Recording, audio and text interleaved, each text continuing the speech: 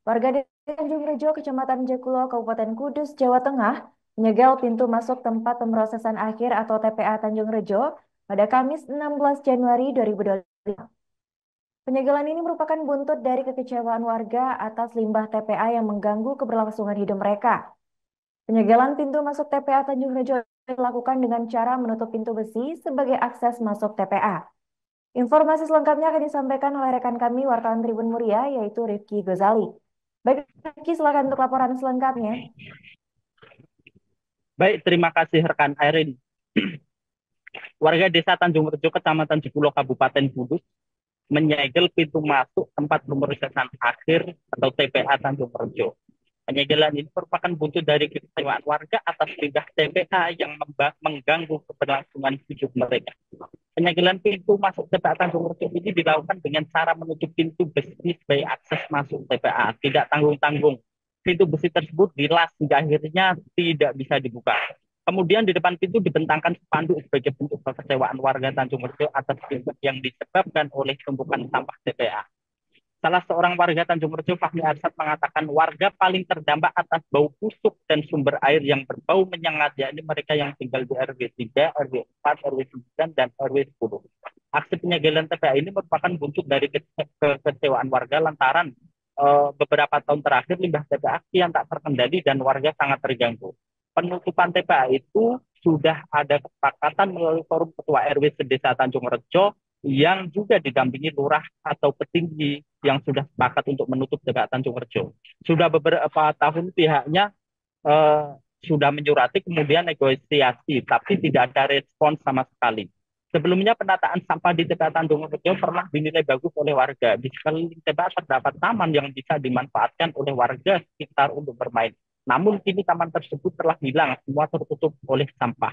Bahkan pintu masuk bagian selatan pun sudah tidak bisa dilalui kendaraan karena tertutup oleh sampah. Dampak dari adanya TPA ini selain bau busuk yang dihirup warga juga mencemari sumber air.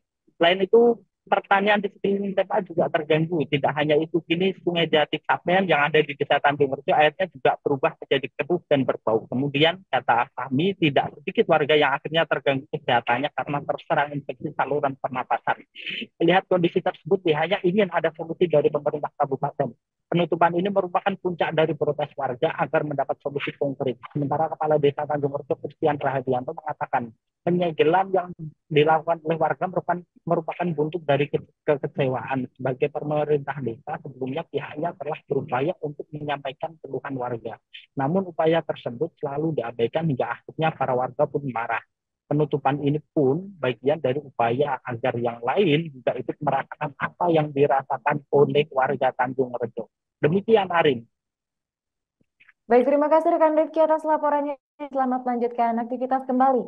Tribuners, wartawan kami juga melakukan sejumlah wawancara dengan pihak terkait. Berikut kami tampilkan. Terima kasih untuk teman-teman semuanya. Saya di sini mewakili warga Tanjung Rejo, khususnya yang terdampak itu RW 10, 9, tempat saya itu RW 9, RW 4, dan juga RW-RW yang lain. RW 3 itu juga terkena dampaknya.